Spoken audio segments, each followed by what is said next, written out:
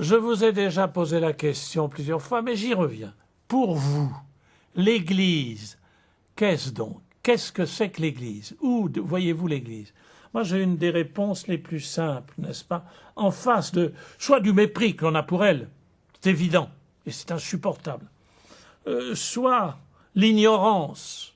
Il n'y a qu'à voir les médias, c'est quelquefois hallucinant de non-savoir de notre propre passé. L'Église, si vous me demandiez ce que c'est, je vous répondrais tout de suite et immédiatement. C'est les 900 000, vous entendez bien, religieuses qui se dévouent dans le monde entier auprès des malades, des souffrants, des pauvres, des démunis, des aveugles, enfin tout partout dans le monde. J'en ai rencontré et je vous jure, c'est ça l'Église. C'est les mères Teresa qui s'ignorent. Alors, je vous propose de prendre l'une d'elles, une de ces religieuses, dans un souvenir commun que nous avons, et j'intitulerai notre parabole « Sœur Marie-Jeanne », tout simplement son nom. Sœur Marie-Jeanne, je l'ai rencontrée en Nouvelle-Calédonie, donc je l'intitule « Sœur Marie-Jeanne ». Sœur Marie-Jeanne m'accueille ce matin-là à Nouville, une banlieue de Nouméa. Nous sommes de nouveau dans les bâtiments, les anciens bâtiments du bagne, jusqu'en 1977. Les malades habitaient encore dans les anciennes cellules des déportés. Et puis, on a rénové, on a constitué un hôpital un peu convenable, et ce sont les mêmes personnes rencontrées, mélanésiennes, javanaises, wallisiennes, tahitiens, européens, tout ce qu'il y a en Nouvelle-Calédonie. 36 ethnies différentes s'y côtoient. Or, cet hôpital acceptait ceux dont plus aucun hôpital ne voulait. On considérait que ça n'était plus la peine de s'en occuper. Avant que j'arrive à Nouville, sœur Marie-Jeanne m'avait téléphoné. Elle m'avait dit « Mon père, si vous pouvez, prenez une custode, c'est-à-dire cette petite boîte dorée en or où l'on met les hosties. Car ça vous permettrait de donner la communion à 2 d'entre elles, de ces pauvres femmes que vous rencontrerez à l'hôpital. Là. » Mais sœur Marie-Jeanne ne m'avait pas prévenu.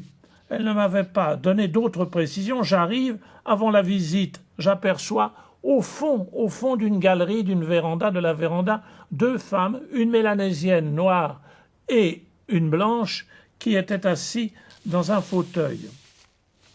Et voici que nous visitons, avant, je vous le disais, cet hôpital où l'on mettait ceux pour qui il n'y avait plus aucun espoir de la maladie.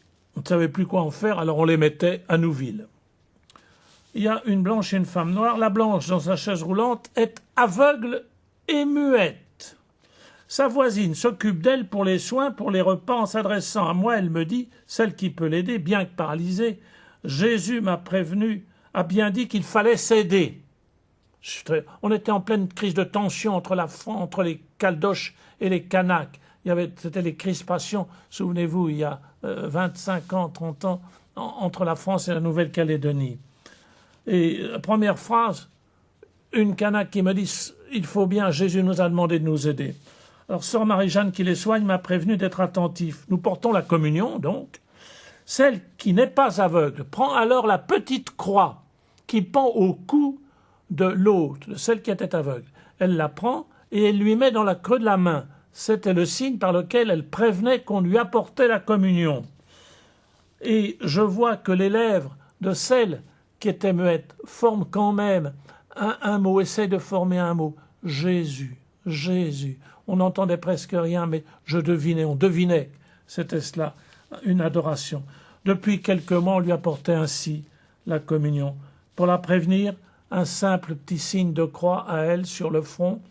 Elle prenait la croix de l'autre, elle la mettait dans la main. Cette communion dans la croix, avant la communion à Jésus, c'était tellement vrai, simple.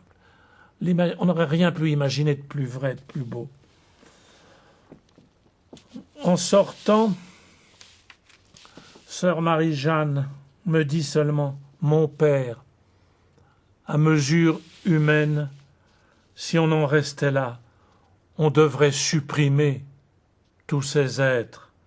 Ils sont totalement inutiles, mais il y a Jésus. »